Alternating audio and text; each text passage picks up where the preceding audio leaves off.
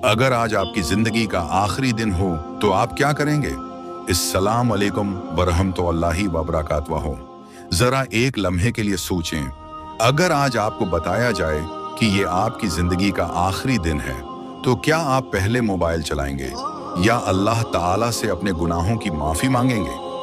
हम में से कोई नहीं जानता कि मौत कब आएगी, उसलिए हर दिन ऐसे गुजारना चाहिए जैसे ये हमारी जिंदगी का आखिरी दिन हो।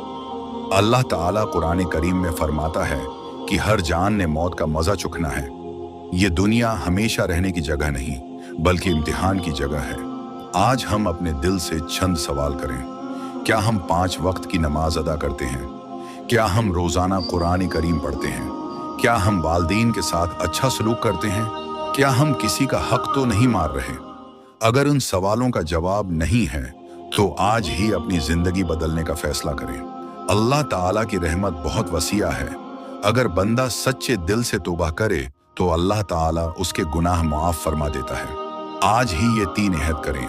5 नमाजें वक्त पर अदा करेंगे। रोजाना come is come 10 minute Quran करीम पढ़ेंगे। हर रात सोने से पहले अल्लाह ताला से तौबा करेंगे।